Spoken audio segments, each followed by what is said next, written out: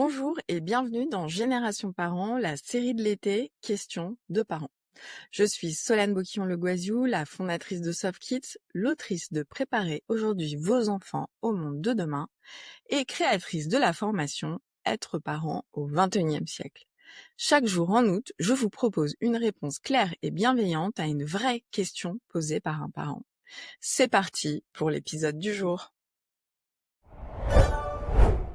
Là, c'est les parents qui nous posent des questions et vous pouvez nous envoyer vos questions si vous voulez qu'on traite d'un sujet. Il suffit de nous envoyer une petite vidéo de 30 secondes avec vos questions sur les réseaux sociaux, Instagram ou LinkedIn, et on y répondra avec plaisir. Dis-moi, Solène, comment aborder le problème de l'écologie avec les enfants sans les rendre anxieux? Qui a osé faire ça? Malcolm, c'est lui. J'ai rien fait du tout. J'ai rien fait non plus. Alors Marie, comme sur les réseaux sociaux, tu te présentes comme j'éveille les nouvelles générations au développement durable sans les démoraliser. Alors comment est-ce que tu fais pour ne pas démoraliser les enfants face à cette éco-anxiété? Vas-y, donne-nous tes astuces. Écoute, effectivement, je pense que on a tous, nous-mêmes adultes, parfois du mal avec à se dire qu'est-ce qu'on peut faire nous concrètement. Et donc du coup, l'idée, c'est effectivement d'engager les enfants dans une démarche positive et c'est pas forcément comme ça que c'est souvent traité dans les médias et tout. Donc je trouve que c'est important. Alors il y a plein de conseils, peut-être rapidement. La première chose, moi, quand j'ai commencé à m'intéresser à ce sujet-là il y a 3 ans, quand j'ai créé Graines de Citoyens, je m'étais dit est-ce qu'il y a un âge à partir duquel on peut en parler? Est-ce que chez les tout petits, c'est peut-être pas... Enfin, en fait, j'avais toujours peur, et c'est ce que me disent beaucoup de parents avec qui je discute, on a peur de les inquiéter, on a peur de pas avoir le bon niveau de discours, etc. Le premier conseil, souvent des experts, c'est de dire la vérité. C'est-à-dire de pas, alors quand on a un enfant qui pose des questions, de pas, on peut avoir tendance à lui dire, bah écoute, t'inquiète pas, tout va bien, parce que en fait on n'a pas envie de lui passer l'angoisse qu'on pourrait avoir nous-mêmes. Et les experts disent que finalement c'est peut-être plutôt contre-productif, parce que dans tous les cas, il va en entendre parler à l'école, il va en entendre parler dans les médias, en mode alerte rouge, menace imminente, catastrophe, etc. Et que le fait d'accompagner, et en tant que parent, on n'a pas forcément toutes les réponses. En fait, on peut ne pas avoir la réponse à une question, mais par contre, d'être dans un rôle d'accompagnement, de dire, bah, on va se renseigner, on va regarder, on va aller trouver un livre ou poser des questions à un expert ou autre. En tout cas, d'accompagner les questions et de pas couper en mode, tu verras ça plus tard parce que c'est pas quelque chose pour les enfants. Le conseil, c'est plutôt d'être dans l'accompagnement. Et ensuite, alors il y a plein de choses, peut-être chez les plus petits, justement, le côté émerveillement à la nature, ça rebondit aussi un peu sur ce que disait Magali, mais en fait aujourd'hui on vit tous, beaucoup dans des villes, etc. Beaucoup d'enfants sont déconnectés de la nature. Alors évidemment c'est plus ou moins facile en fonction de là où on habite, mais en tout cas d'essayer de cultiver cet émerveillement, d'aller le plus souvent possible dans la nature. Ça peut être juste dans un parc ou même sur la route de l'école, d'observer les insectes, de regarder, etc.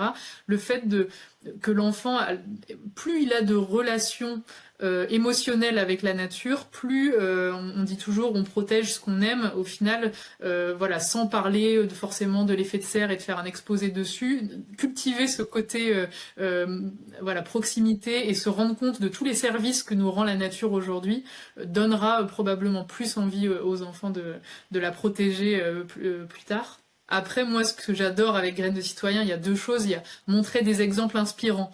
Donc, en gros, c'est de se dire quels sont aujourd'hui, même nous, dans notre entourage, est-ce qu'il y a des gens qui aujourd'hui s'engagent sur la réduction de leurs déchets, sur la protection des animaux, sur quel que soit en fait le sujet, montrer des gens qui aujourd'hui s'engagent et s'éclatent dans ce qu'ils font. Là, je rebondis sur ce que tu disais sur briller.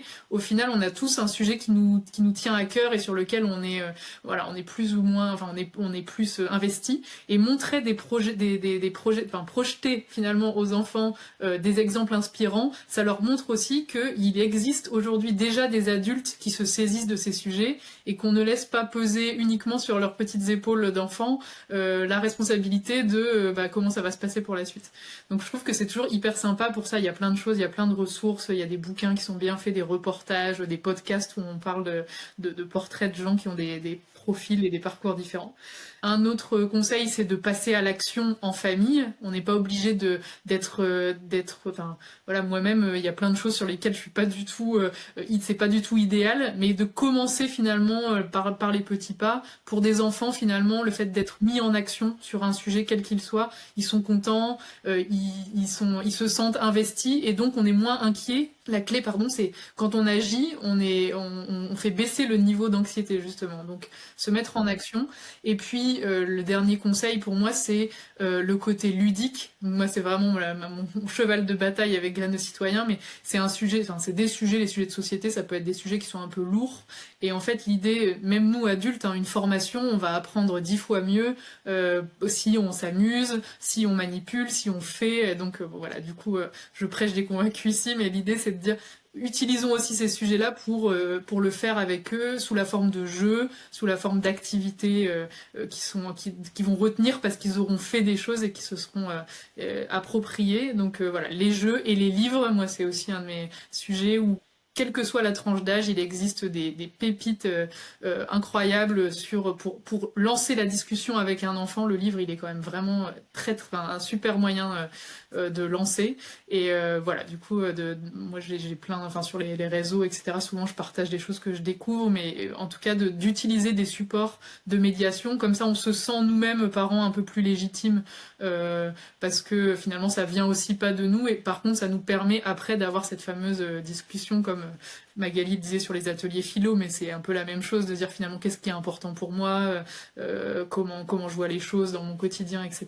Donc voilà, s'amuser, c'est le mot d'ordre pour moi, pour que ce sujet soit aussi un peu décomplexé et qu'ils aient envie finalement d'aller, de projeter et de s'engager sur les sujets de développement durable. Marie, elle a super bien expliqué. Moi, ça m'a donné envie de peut-être un jour collaborer avec Marie, enfin Graines de Citoyen et Joa, parce que on est vraiment dans le même esprit de surtout pas développer l'anxiété chez les enfants, et c'est ce qu'on fait aussi, de les reconnecter à la nature le plus possible, aussi bien par des choses très simples comme faire un herbier, regarder les oiseaux. On leur a préparé un petit quiz pour reconnaître les chants des oiseaux, parce que je leur dis, c'est Cyril Dion qui dit que les enfants sont capables de reconnaître 1000 logos. C'est énorme, mais c'est, paraît-il, des chiffres, mais ils sont pas capables de reconnaître 3 arbres ou 3 oiseaux, en fait. Et les gens qui habitent à la campagne, peut-être qu'ils ont un peu plus de notion de ce qu'est une mésange ou Ça, c'est un des sujets sur lequel je travaille beaucoup. C'est, enfin, pour l'acquisition du langage, parce qu'on sait que les inégalités sociales, elles partent souvent avec le langage. Et donc moi, j'invite vraiment les gens à pas dire c'est un arbre, c'est un oiseau, c'est un insecte, c'est machin, enfin, à nommer les choses. Et c'est vrai que ça développe d'un seul coup le nombre de mots que nos enfants connaissent.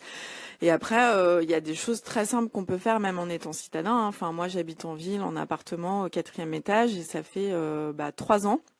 On a mis un nichoir, et 3 ans qu'on a un couple de mésanges qui fait deux nichés par an. Et donc, on entend les oiseaux sur le balcon, on les regarde, c'est Zazou. Donc on lui a donné un nom. J'ai même plus besoin d'acheter un animal de compagnie puisque nous avons. voilà. Ça fait 3 ans qu'on observe Zazou au printemps, qui fait 150 allers-retours par jour pour donner à manger aux petits oiseaux qu'on entend piaffer. Mais c'est assez simple, quoi. Enfin, le nichoir, il m'a coûté 40 €. Je l'ai installé sur le balcon et puis voilà. Ça remplace un écran.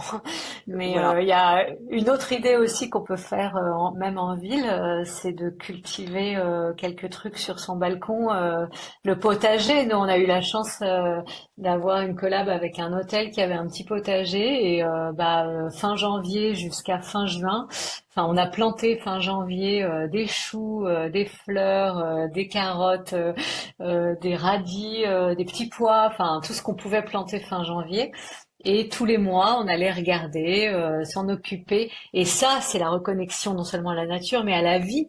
Parce qu'en fait, pour respecter la nature, si vous la voyez pousser comme un oiseau qui vient de naître dans un nichoir, ou un radis qui pousse, bah, vous allez beaucoup plus respecter la nature après, en fait, je pense. Ou alors, bon, parfois on fait des ramassages de déchets aussi. De la même manière, ils comprennent très vite que, en fait, si tu mets un bout de plastique sur une plante, c'est pas sûr qu'elle vive longtemps. Mais si je te mets un sac plastique sur la tête, je suis pas sûre que tu vives longtemps non plus. Mais ça leur apprend qu'une plante, elle respire comme nous. C'est des petites choses bêtes, hein, mais je pense que c'est important de partir de la base, en fait. Ouais, moi, je crois aussi beaucoup au côté de l'émerveillement. En fait, c'est quel récit? Quel Mm. récit on fait? Et quand on parle de sujets sociétaux, je pense que l'idée, mais c'est ma conviction, mais je pense pas qu'on fasse bouger les lignes en faisant peur, mais c'est plutôt, on embarque les gens en leur donnant un truc qui donne envie. Si c'est genre juste, l'angoisse, bah, t'as pas envie de bouger. Par contre, si c'est genre, mais ça peut être trop cool. Donc voilà, ouais, oui, faire pousser, même en ville, des petites, voilà, des tomates cerises, des fraises, mais c'est pas tout de les planter, c'est eux qui sont en responsabilité de les arroser, d'enlever les petites feuilles, puis après d'enlever les fraises, de machin. Et en vrai, c'est pas du tout une corvée pour eux, c'est hyper cool parce qu'effectivement, ils voient l'évolution, ils voient le vivant, le contact avec le vivant. Et puis après, ouais, moi je rejoins aussi Marie. Je pense que, mais après, je sais pas, moi je crois plus, c'est juste mon avis, mais au discours un peu plus vérité et donc de dire les choses. Alors avec les justes mots, mais sur ce sujet de l'écologie, il y a forcément aussi un pendant qui est notre rapport à la consommation. Qu'est-ce qu'on achète, qu'est-ce qu'on porte, qu'est-ce qu'on met, la durabilité. Et moi, je sais que c'est des sujets dont on parle sans être anxiogène, mais d'expliquer pourquoi non. En fait, c'est même pas tant un enjeu financier, c'est aussi un enjeu d'écologie, de non, on va pas acheter cet énième jouet parce qu'en fait, ce jouet-là, en fait, pour qu'il soit là entre vos mains, mais en fait, il a parcouru le monde, il a été fait de matière parce qu'il vient de Chine, il a été fait de telle matière, et sans dire un truc anxiogène, genre mais juste comment cet objet, parce qu'un enfant il peut pas avoir conscience l'objet qu'il a traversé le monde et voilà, et juste d'expliquer, voilà, genre juste, je sais pas, peut-être que c'est juste un point de vue, hein, mais voilà. Non, mais expliquer. En fait, les enfants, il faut tout leur expliquer. Enfin, moi, je pense aussi qu'il faut Exact. tout Ils leur comprennent tout, expliquer. hein. En fait, Exact. non, mais ils comprennent tout et sans parler des mots difficiles en écologie comme les gaz à effet. C'est compliqué de dioxyde de carbone. Ça vient après, mais déjà, parlons des déchets. Moi, quand on parle d'écologie, par exemple, on les emmène dans une épicerie anti-gaspi parce que bah, c'est une des solutions pour voilà que tout aille mieux. Mais on fait aussi des ateliers philo sur c'est quoi faire sa part avec le conte du colibri pour parce que chacun fait sa part et même si tu es super engagé pour l'écologie, tu fais jamais tout bien, c'est impossible. Donc si déjà on fait chacun quelque chose, bah voilà, c'est déjà moins anxiogène de se dire on agit tous.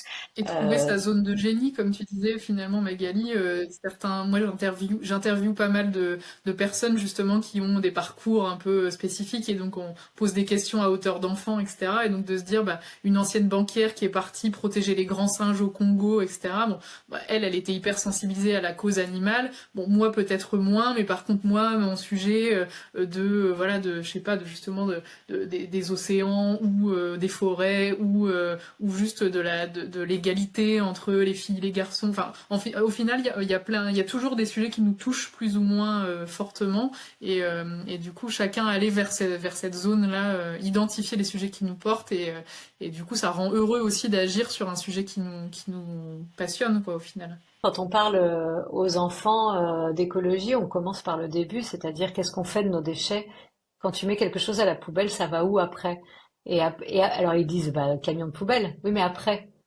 Oui, mais après. Et en fait, on déroule toute la chaîne, tu vois, pour que bah on enterre, on brûle, on s'est jeté parfois dans les océans, enfin souvent, hein.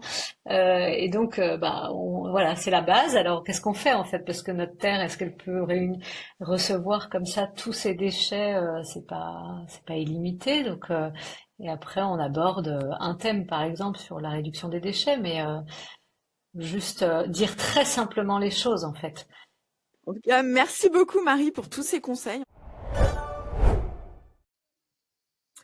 Merci d'avoir écouté cet épisode de la série Questions de parents.